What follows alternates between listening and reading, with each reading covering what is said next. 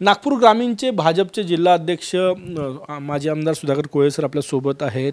रामटेक लोकसभा मतदारसंघावर भाजपचा डोळा आहे, भाजप मागणार आहे अशी चर्चा आहे, काय सांगणार? नक्कीच आमचा यावेळेस प्रयत्न आहे. तीनदा आम्हाला जो उमेदवार दिला त्यांच्यासोबत आम्ही होतो, पुढेही राहू. परंतु आजच्या स्थितीमध्ये नागपूर जिल्ह्यात मी चप्पा फिरतो आहे. प्रत्येक कार्यकर्त्याची इच्छा आहे की आता रामटेकचा लोकसभेचा उमेदवार हा कमळ चिन्हावर लढला पाहिजे, हा आपला असला पाहिजे. आमच्या प्रत्येक कार्यकर्त्याची आणि बूथ स्तरावरून त्या ठिकाणी मागणी आहे. त्यामुळे तो भाजपलाच ही जागा मिळावी ही आग्रही मागणी आमच्या सर्व कार्यकर्त्याची आहे, माझीसुद्धा त्या ठिकाणी आहे. तयारी म्हणून तुम्ही म्हणता, तुम्ही अध्यक्ष आहे ग्रामीणचे, तुमची मागणी आहे, कार्यकर्त्यांची आहे. तयारी म्हणून कुठल्या प्लॅटफॉर्मवर आहे भाजप आता नागपूर ग्रामीणमध्ये? गेल्या 1 ऑगस्टपासून आम्ही या लोकसभेची जय्यत तयारी करतो आहे. जवळपास या लोकसभेमध्ये 6 मतदारसंघ आहे, 20 मंडळ आहे. त्या 20 मंडळाची आम्ही कार्यकारिणी केली. प्रत्येक मेळाव्याला 1000, 1500, 2000 पेक्षा मोठ्या प्रमाणात लोक आणि कार्यकर्ते उपस्थित होते. 26 नगर परिषदांपैकी 15 नगर परिषदाचे अध्यक्ष बनवले. त्यातसुद्धा मोठ्या प्रमाणात आणि अतिशय उत्साहात कार्यकर्ते आहे. सर्वांना मोदीजींच्या पाठीशी उभं राहण्याची सगळ्यांची एक आकर्षण आहे मोदीजींचं. नंबर 3, 1566 गावात भारतीय जनता पार्टीचा गाव तिथे भाजप आणि अध्यक्ष झाला पाहिजे, पाठी लागली पाहिजे म्हणून दररोज आमचे कार्यकर्ते गावात फिरत आहेत. जवळपास 520 गावामध्ये भारतीय जनता पार्टीचा कार्यकर्ता अध्यक्ष बनलेला आहे. दररोज मी 300 किलोमीटरचा प्रवास या नागपूर रामटेक लोकसभा मतदारसंघामध्ये करतो आहे. प्रत्येक कार्यकर्त्याला भेटतो आहे. विस्तारक जाते आहे.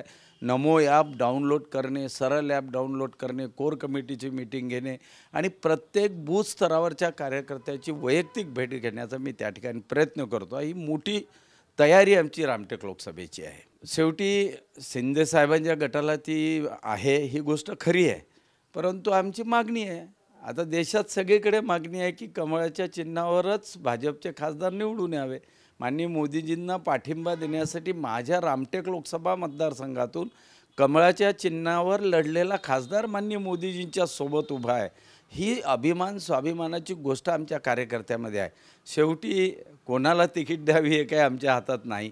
वरिष्ठ नेते, देशपातळीवर नेते, राज्य पातळीवर नेते जे काही निर्णय घेतील त्या निर्णयाच्या पाठीशी आम्ही राहू.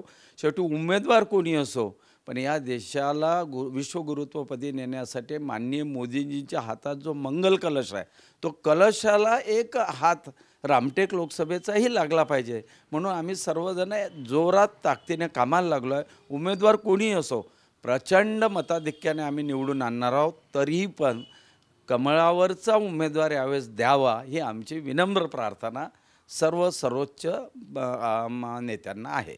शेवटचा प्रश्न आहे, आतापर्यंत 3 वेळा महायुतीमध्ये शिवसेना लढत आलेली जागा, त्यांच्याकडे उमेदवार पण आहे, विद्यमान खासदार कृपाल तुमाने हे. तुमच्याकडे कोण उमेदवार आहे? जर समजा कमळावर लढायचं झालं तर उमेदवार आहे का तुमच्याकडे भाजपकडे लढण्यासाठी? आमच्याकडे कमळ उमेदवार आहे.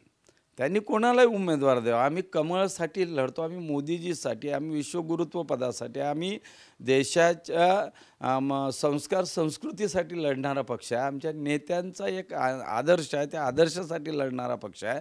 त्यामुळे आमच्या जो उमेदवारांची कमी नाही.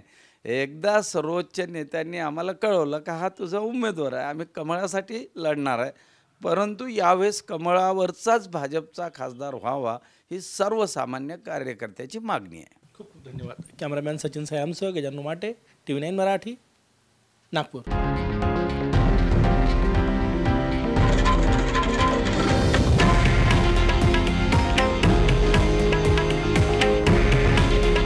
हे आहे देशातील नंबर 1 न्यूज नेटवर्क आणि आपण पाहत आहात TV9 मराठी. काळजी तुमची, हित महाराष्ट्राचं.